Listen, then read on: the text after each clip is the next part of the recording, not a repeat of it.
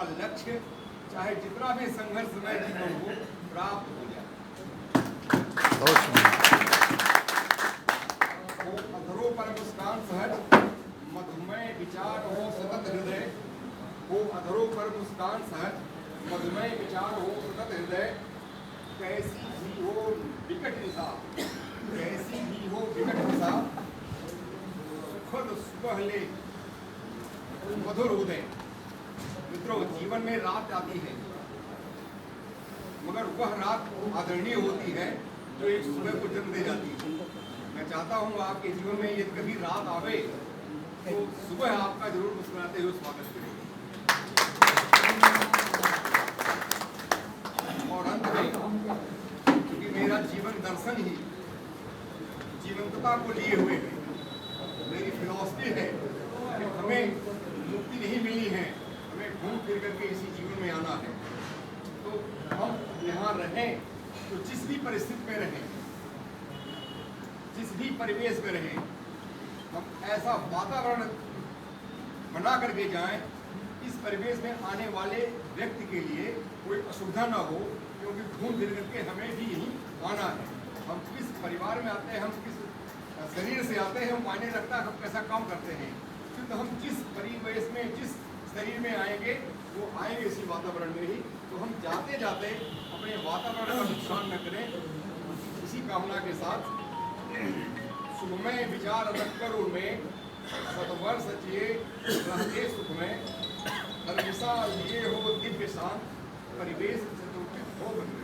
मित्रों, देखिए, निशा को आप इग्नोर नहीं कर सकते हैं, संकटों को आप इग्नोर नहीं कर सकते हैं। ऐसी कोई साधना नहीं है जिसके माध्यम से आप संकटों को हमेशा के लिए मिटा दें। संकटों को हमेशा के लिए मिटाने की साधना है तो मोक्ष साधना होती है। किंतु जब मोक्ष संभव ही नहीं है, इसका मतलब है आपको हर हालत में जीवन जीना ही है, और जीवन जीना ही है। इसके लिए भगवान राम ने अपना पूरा जीवन समर्पित कर दिया है, भगवान ने पूरा जीवन समर्पित कर दिया है। हमें उनका आदर्श लेकर चलना है। हमारे सामने जो भी परिस्थितियाँ आए, हालांकि परिस्थितियाँ हमेशा ऐसी आती हैं जिसका कोई उदाहरण नहीं मिलता है, मगर ढेर सारी ऐसी परिस्थितियाँ आती हैं जिनका उदाहरण हमें इतिहास में मिल जाता है। उन्हीं सारी परिस्थितियों को कल्पना करके भगवान राम ने उन सारे संकटों को जीने का प्रयास किया है। भगवान राम का जीवन देखिए कितना विकट था। वो उनका जो जन्म हुआ, उनकी 2 सौतेली माताएं थी, ऐसे परिवार में जन्म हुआ। उन्हें 4 भाई मिले, इनके भाइयों का सहयोग उनको हमेशा मिलता रहा, मगर माताओं का सहयोग नहीं मिला, और इस असहयोग के कारण उन्हें वनवास तक जाना पड़ा। और आप सोचिए भगवान राम ने किन परिस्थितियों का सामना किया था कि रात में वो सब इस आशा में सोने जाते हैं उसका उनका राज्याभिषेक होगा, और जब वो जगते हैं तो वनवास का आदेश होता है। ऐसी परिस्थिति आने पर आप कैसा व्यवहार करेंगे?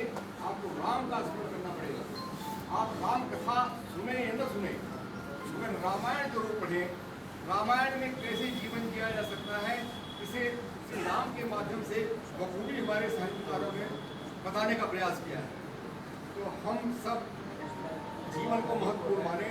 अभी एक सज्जन बता रहे थे कि मुझे क्यों बनवाए, अब क्या रहा, रिटायर्ड हो गए। नहीं, आपका रिटायरमेंट के बाद भी जो दायित्व है समाज के प्रति, आपका रिटायरमेंट के बाद भी दायित्व है परिवार के प्रति, उस दायित्व को आप महसूस कीजिए, और जिस स्थिति में हो अपने दायित्व पर निर्भर करते रहिए। ये तो हमारे ने कहा है, अपने ये जो नियत कर्म है इसका पालन करते रहिए। आप नियत कर्म का पालन करते रहेंगे, आपको नियत कर्म करने का अवसर मिलता रहेगा। यही कामनाओं के साथ